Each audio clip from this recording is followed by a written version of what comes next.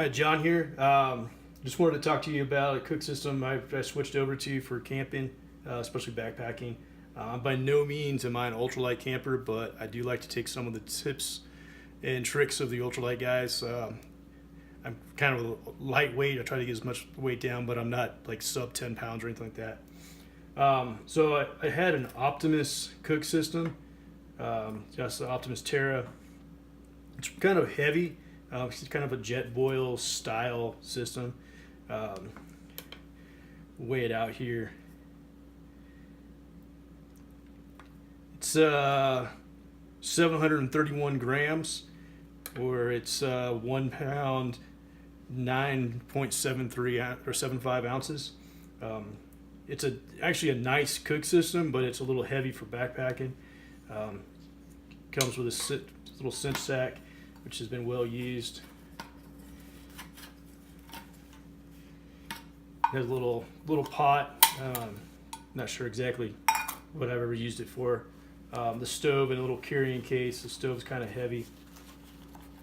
The stove by itself is around 3 ounces, and the case itself is another, 3/4 of an ounce. So you're almost looking at almost 4 ounces for those two. It is stackable. You can put the large can of fuel in there. The pot itself is kind of the corrugated bottom, like the jet boil. It works really well. It'll boil water super fast, but it's just a little heavy for backpacking. So what I switched over to was this little system here. Basically got a Toaks. Before I go too far, I got a Toaks cup with a lid. I got a little BRS stove. I actually have a koozie around it, and my fuel can in here, and some tin foil. And it comes in at 13 1/8 ounces, so it's well below what the other one weighs. 372 grams, so it's just under, right around half the weight. I'll show it to you here. Cinch sack, or the little storage sack. Again, I have the koozie that I put on it. It does come with a lid. I may or may not keep that around. I have the little BRS stove that comes in at 28 grams. But it doesn't even show up in ounces on this scale, but 28 grams. Again, I can carry the Toaks cup. I did like the other cups I've seen out on the market, especially the Snow Peak. I did like it, but some of the reviews, the handles jangle around a little bit, so I thought that might get annoying. These were a little nicer handles, and I got it on Amazon, really cheap. I'll throw the link in there. Carries little tin foil just for various different things, and then of course it uses a smaller canister of fuel. Either stove can work on the smaller canister, but this one here, it fits inside. So that was the cook system I switched over to, just to save a few pounds or a few ounces in weight. Again, I'm not an ultralighter, but I do like to take some of their suggestions. So anyway, that's the system, and it just nice little packet, folds up nice and neat, and saves a lot of space and a lot of weight in the pack.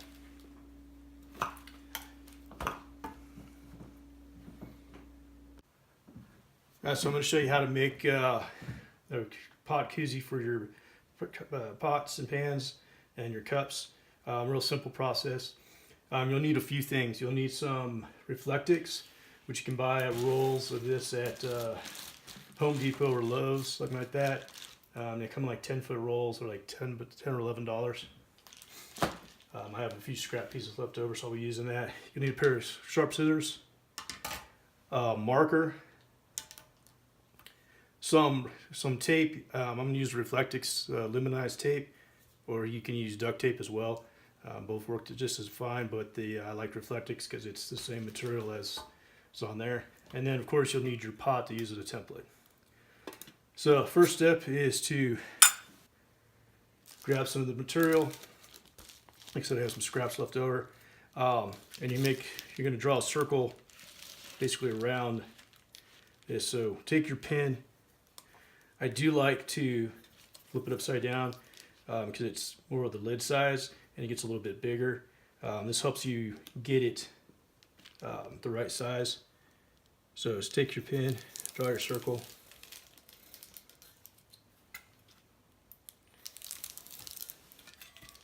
And then all you're going to do is cut it out.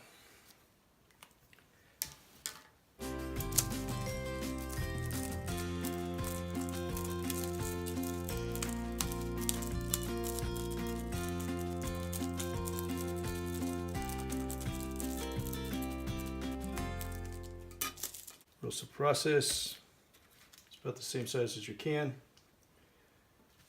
And then what you're going to do, see if I got enough material on here or not.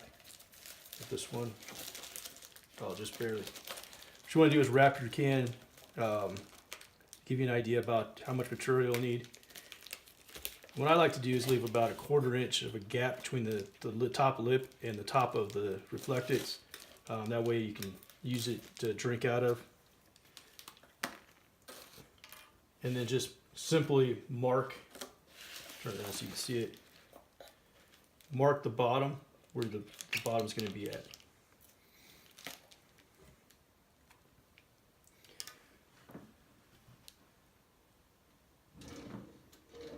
It does help if you have a straight edge or something like that you can use to mark it. I'm a bit of a perfectionist, so I like to probably use a big square to get this marked out.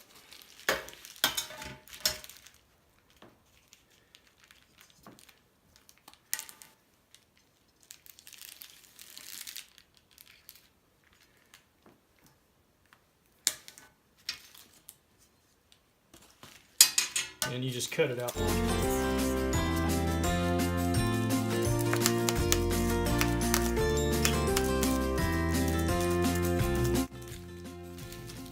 Just throw away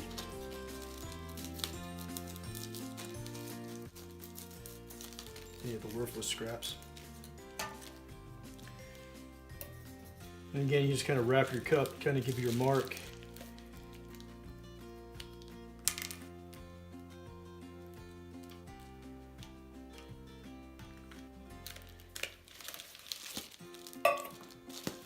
And again, being the perfectionist nerd I am,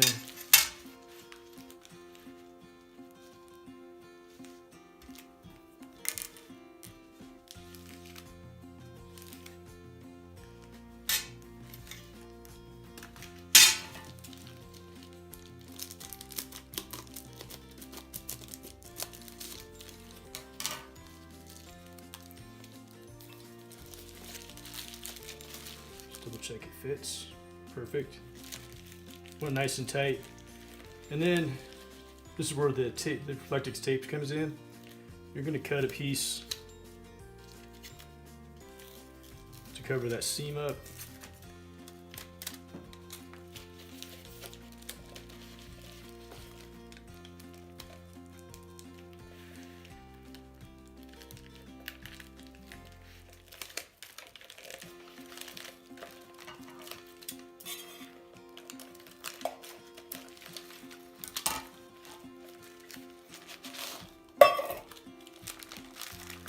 Nice and smooth down there.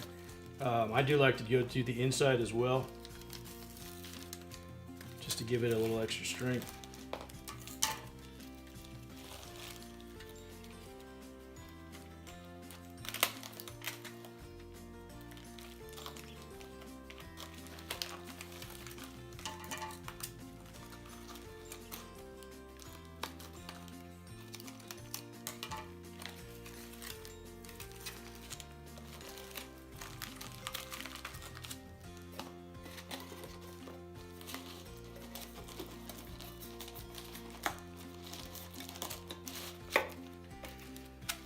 And then you just take your bottom and set on top. Now, what I do is I'll cut a couple of small strips just to help hold it in place.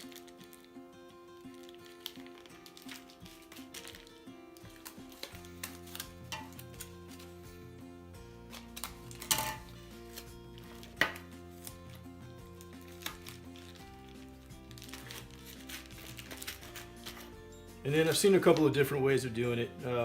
You can use a bunch of small strips and just keep kind of stacking them around, or what I like to do is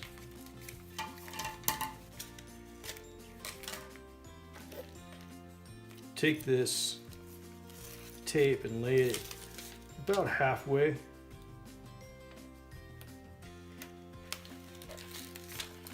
And go around the entire bottom, leaving about half that strip of Reflectic tape on the top.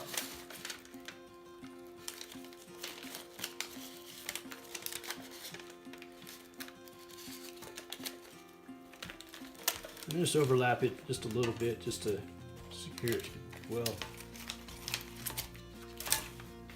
Make sure it's on there nice and smooth.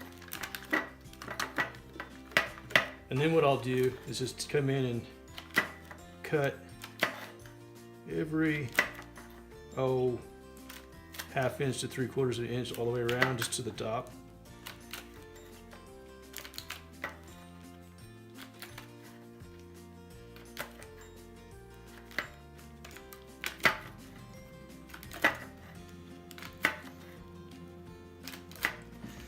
And then what I'll do is I'll take every other one and lay it in.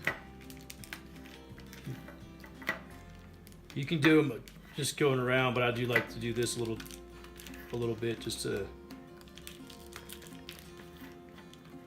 kind of locks it in a little better in my opinion. I'm sure other people have other ideas on it, but it does seem to work.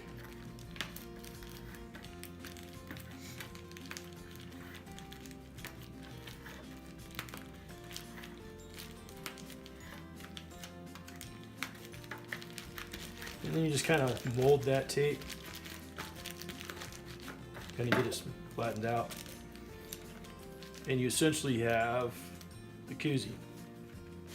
Now you do have the handles, and this is the seam that goes up and down. I have seen people do it with the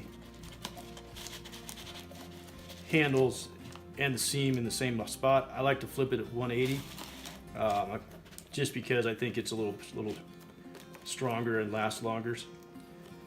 So I'll take the marker, and you can kind of see the bumps for the handles. I'll just kind of mark a couple of spots on either side of it. And then I push the can in, and you can feel the bottom of where the handle is. It's about right, about there. So I'll just kind of make a mark. And about one of the other spots as well. And then what I'll do is just cut down.